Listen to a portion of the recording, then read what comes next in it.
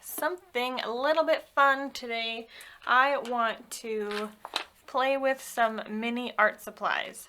I can't remember where I got this. I got this from an art store, I think in British Columbia. I'm not 100% sure, but I think so. Anyway, so yeah, I'm gonna go through both of these and do a piece of art using the mini crayons, and then a piece of art using, oh, I wonder if maybe I should do the same art. That could be kind of fun. No, I'm not gonna do the same art. Never mind.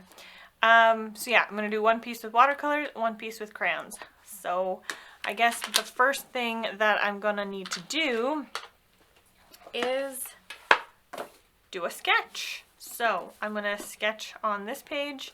I think I'm going to do the crayons first, so let's get sketching.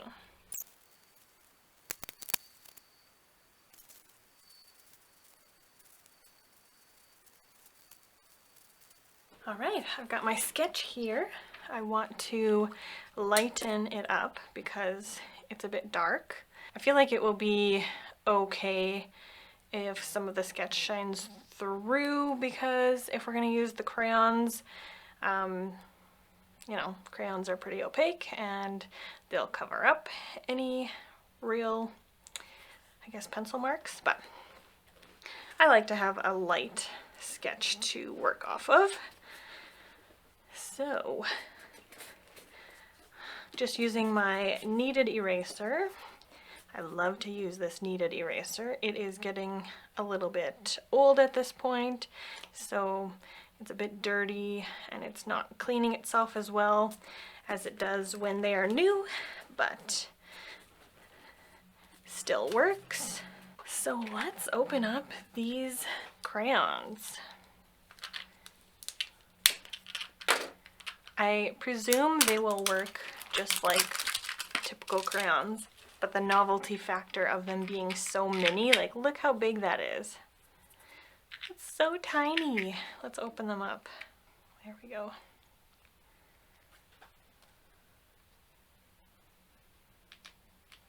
Look how tiny it is, you guys. It's like, this is my, look at my thumbnail. It's like 2 times. That's crazy. So yeah, this is gonna be tricky. I'm wanting to make this like a very abstract portrait with like all these bright colors. So I'm going to do a little bit of research on colorful abstract portraits, and we'll see if that gives me some inspiration and some direction of how to use these bold colors unnaturally, we'll say. From what I was seeing online, people use the warm colors as their light tone, and then the cooler colors as their dark tone. So that's kind of what I'm seeing. So I'm gonna go ahead and work in that direction.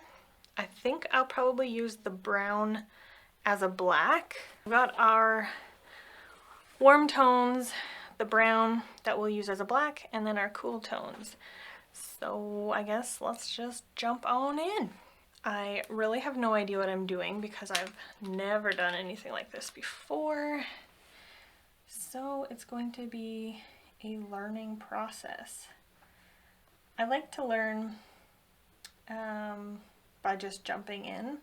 I heard you know how when you're learning something, people tend to recommend you learn by like easing yourself into it, like learn something basic. I totally get that, and that's how I guess have operated in the past, but somebody recently, I can't remember where I saw this, maybe on my Instagram, I'm not sure, but recently said that they like to do, and if it's one of you guys, let me know if it was you, they like to do the hardest version of it possible so that they can learn all of the like mistakes super quickly and kind of figure out the medium like really, really quickly. I totally get that. Like, that makes a lot of sense to me. I think moving forward, I might take that approach. I like to get things right the first time. And if I don't get it right the first time, I don't like to continue, I guess, which isn't a very good way of going about things, right? So I feel like if I were to adopt that approach, my first time would be not as much pressure because it's kind of a throwaway attempt because I'm just learning the mistakes. I guess your first time, I guess you could say you're learning what not to do. I'm getting her facial shadows in. Okay, we'll set that one aside for now. Let's do some highlights. I'm gonna take a really weird approach to this and kind of go back and forth between highlights and lowlights. So what would be, I'm thinking the sun is shining over here, and you may think that's weird, you just put a shadow there, but I'm assuming her hair is covering part of her face there, so I'm assuming the light is behind her hair. So that's what's going on there. All right, there we've got some highlights and lowlights. Actually, I'm gonna bring this yellow back and do the highlights in her hair. So if it's shining on this side, I'm gonna use this orange as a highlight on her sweater. See, and her bow. I'm gonna see if that'll work good because I don't want to do too much yellow. We'll see. And also her sweater wouldn't be like that reflective, you know? So this is like, what do they call this? Cell shading. It's going to be a very cell shaded kind of a piece. I'm also not very good at shading. I haven't, like, I need a lot more practice when it comes to like really finding that light source and interpreting the light into the piece. That's something that I definitely need more practice on. Okay, let's do pink in her face for that mid-tone. I was gonna do green. Should I do green? Let's do pink. So basically anywhere where I have left it white, that's where I'm gonna go in with the pink. I do have some mini canvases that I was contemplating, like making the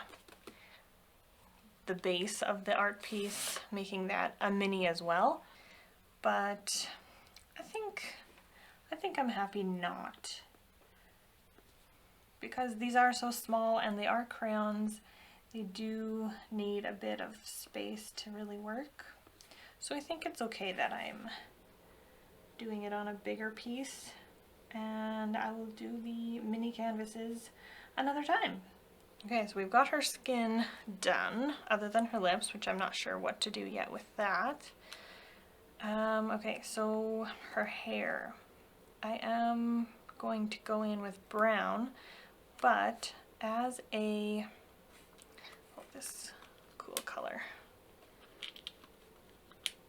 Gotta figure out our cool colors for her hair and for her sweater. I think I'm gonna go green.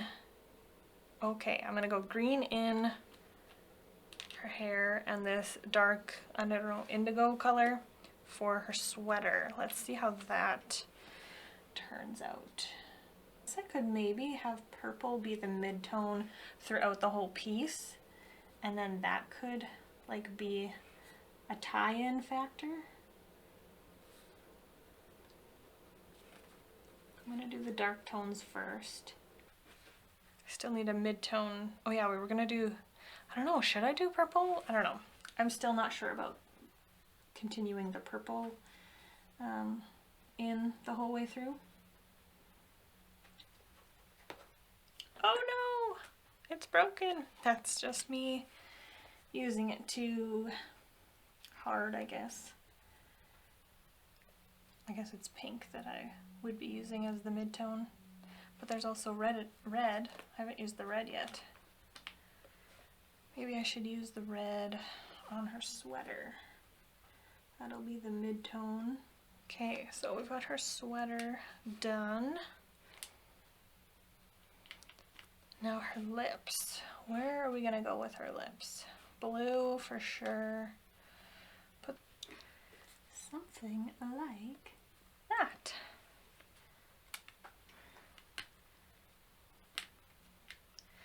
And now I think I'm gonna go in. I need like a small desk broom or something, or a small desk vacuum. I've seen those that artists use, just to pick up all the shavings and stuff from their art materials. I'm actually really liking this. It's very different and not something I've ever done before, but I'm feeling it. I'm feeling it. What do you guys think? I've never been good at like just, I guess, abstract art in general. But this, I don't know, something I feel was working this time around with this. I guess maybe it's a little bit different than abstract, which might be why it worked. Let's give her some eyelashes.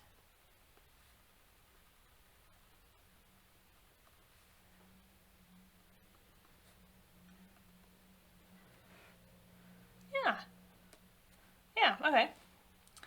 So we're gonna say she's good to go. I need to sign my pieces more often than I do. I need to make that a habit. So let's get a nice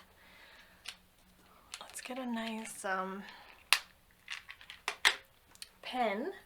This might be the wrong choice of pen because the nib is so thick, but we're gonna see if it works.